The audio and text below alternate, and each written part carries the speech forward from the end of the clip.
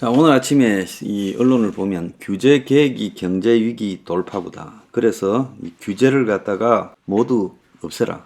대기업이 특혜 받는 게 아니다. 모두가 사는 거다. 이런 이야기들을 막 학계라면서 하고 있습니다. 또 한편으로는 아담 스미스에게 현재 대한민국이 어째야 되느냐 물어보니 이제 가상의 글을 지가 묻고 지가 답하는 그런 거죠. 중앙일보입니다. 규제로 시장 역동성 해치지 말고 양심과 여론 공정성 계속 발전시켜야 보이지 않는 손이 작동할 수 있다. 인간의 양심, 여론, 공정성에 경제 정책을 이렇게 의존한다. 웃기는 이야기죠. 그래서 최근 부쩍 규제 완화 이야기들을 하고 있습니다. 오늘 아침에 보면요. 윤석열 대통령이 국무회의 비공개 발언에서 외국인 가사 도우미 도입 방안을 적극 주문했고 싱가포르에서 재택하고 있는 가사 도우미 도입이 필요하지 않은가 적극 진행될 수 있도록 관계 부처가 강하게 나서달라라고 말했어요. 한국에서도 육아를 돕는다고 가사 도우미를 이렇게 수입하자. 대통령이 앞장서고 나섰어요. 육아를 진짜로 도우려면 제가 말한 것처럼 국가가 비어있는 초중고등학교에다가 이 보육 육아 관련 이 자격증을 소지한 젊은이들을 대량 채용해서요. 거기서 시켜야지. 무슨 가사 도우미를 수입합니까? 가사 도우미는 공짜입니까? 자, 그래서 좀 엉터리 경제학이 너무 난무하고 있어요.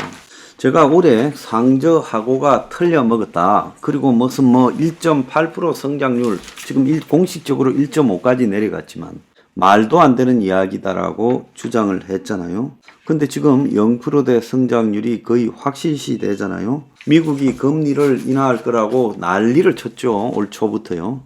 근데 아직까지 미국이 금리를 올해 들어서 더 올렸지 낮추지 않았습니다. 그런데 지금 미국이 금리를 곧 내려야 된다. 최근에 미국의 연준이 금리를 올리는 게 문제가 좀 있다. 이렇게 말을 했다고 파월 말을 가지고 떠드는데요. 미국은 동결하면 동결하긴 거지. 오늘 보면 미국 연준 고위 관계자가 금리 동결한다고 인상 멈춘 게 아니다. 그래서 언제든지 금리를 동결해놨다가 필요하면 다시 인상시켜야 된다.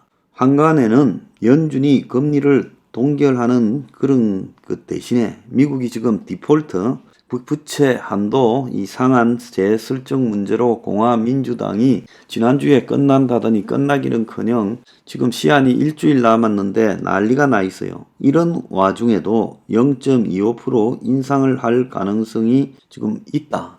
그리고 지금 동결하자 올리자가 팽팽히 맞서고 있는데 문제는 6월 달에 안 올린다 해도 연준의 금리 인상이 끝난 게 아니라 더 많은 정보를 취합했을 때 올라갈 가능성이 더 높다라고 보고 있는 거예요. 그래서 현재 이 동결 후 금리 인상이 거의 유력하다고 보고 있습니다. 그래서 연내에 미국 금리 인하는 기대하지도 말라는 게 답이에요. 그런데 한국은 미국 금리가 내려오는 피봇이 이루어졌다라고 하면서 금리를 갖다가 지금 내린다고 하고 있습니다. 이미 시중의 대출 금리는 상당히 내렸죠. 금융 전문가 90%가량이 이번 달에 기준금리를 동결하고 곧 내리지 않겠냐. 그래서 주택담보금리는 집 사는 거라서 이미 뚝 떨어졌고 신용대출금리는 올라가고 있다라고 하고 있습니다. 그래서 미국 금리를 예측하는데도 실패했죠. 경제 책임자들이요. 자, 은행 위기가 일시적이라고 말했는데 이것도 지금 틀렸죠. 자, 미국에서는 중소은행의 위기가 JP 모건 등 대형은행의 배를 엄청나게 불렸다. 골리앗들만 승리했다라고 말을 하면서 지금 은행 위기가 언제든지 재발될 수 있다라고 지금 이야기를 하고 미국의 월가 황제라는 JP 모건 회장 제이미 다이먼은 상업용 부동산 문제가 은행의 문제를 일으킬 가장 유력한 부분이다고까지 언급을 했어요. 자, 그래서 미국의 은행 위기는 지금도 계속되고 있고 미국의 디폴트가요 지금 미국의 공화민주가 강경하게 맞서서 이것이 지금 협상이 질척이고 있어요. 자, 미국의 공화당 입장에서는 바이든의 자, 미국의 공화당 입장에서는 바이든의 재선을 유리하게 만들어줄 이 국가 채무 상한을요, 순순히 합의해 줄 생각은 없는 것으로 보여요. 그래서 끝까지 애를 미기다가 일정하게 타격을 주고 합의해 주겠다라는 게 입장인 걸로 보입니다. 지금 금융 위기가 계속되고 있는 상황이다라고 봐야 돼요.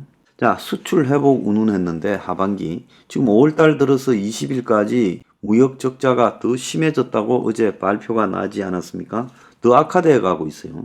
중국의 리오프닝 효과는 거의 없어지고 중국 경제가 추풍 낙엽이 되어 가고 있다고 나오고 있고, 반도체가 지금 회복될 거다 하반기에.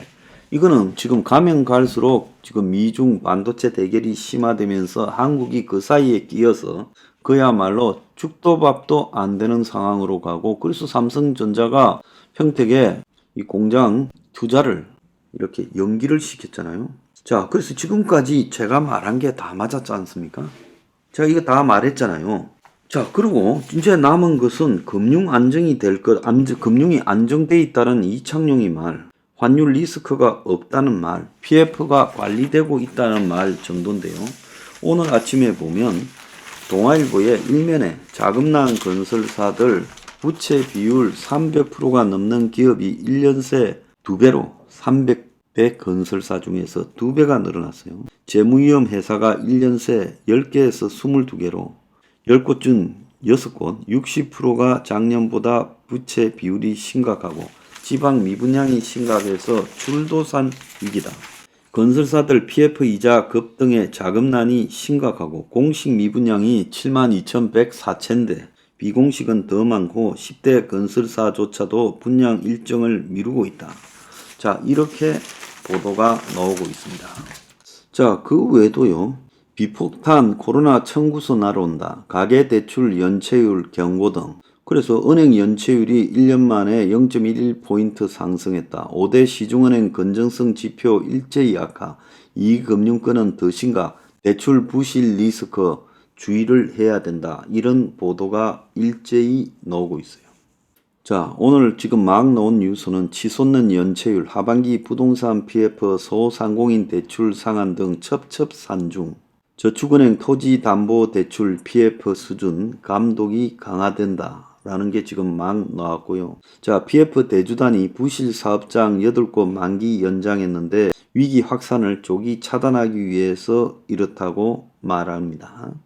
자, 한국은행이 3연속 지금 금리를 동결하는데 한미 금리 차가 1.75까지 벌어졌는데도 경기가 더 걱정이다. 추가로 금리 인상하면 물가 안정보다 경기가 위축되기 때문에 금리 인상 사이클은 종료됐고 8월 달에는 인하할 거다. 그런데 최대 한미 금리 차에 환율이 불안해져서 연내 금리 잘못 내렸다가는 큰일 날 수 있다라는 지적까지 나오고 있습니다. 자, 수출 부진의 소비 회복세 둔화까지 되고 있어요.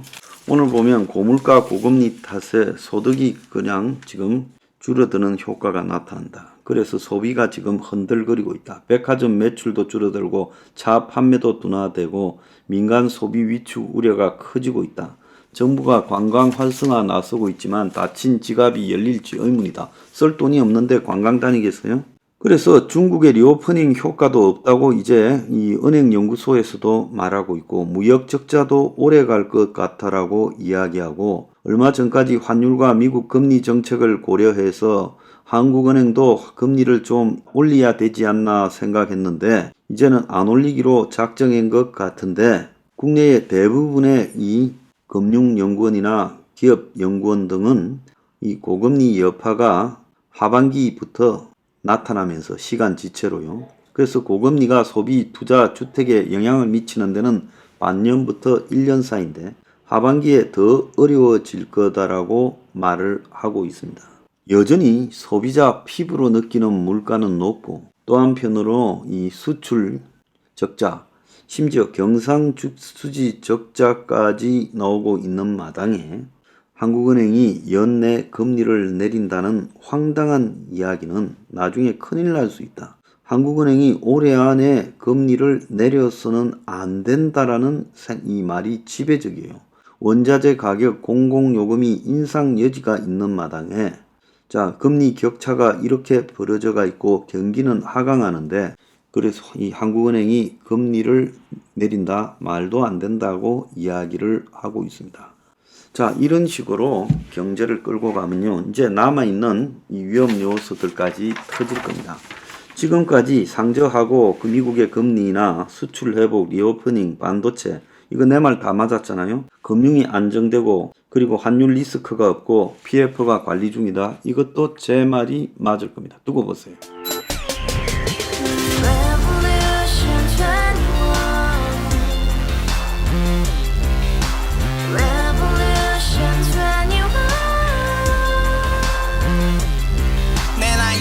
월세 30 코인 빚만 300 서울에 온 지 벌써 10년 아둥바둥 버텼지만 여전히 난 반지 하에 제왕 곰팡이 연문제약 내비랑 깡통망통 완전히 폭망 고시원 창문만큼 작아진 내 꿈 연애 결혼 내 집 모든 게 헛꿈 1년 전 떠난 여친 울며 말했지 같이 살자 평생 가본 게 꼭꼭꼭하지 가바후스 700 나도 소유주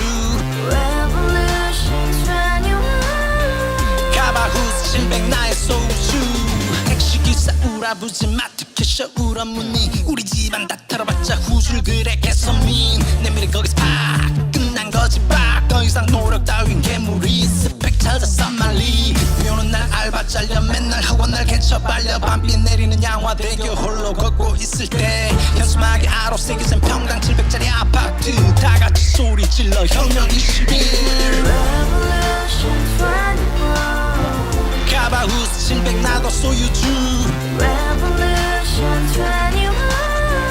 가바후스 700 나의 소유주 You and I, we live together in the house, brand new day, and your dream had just been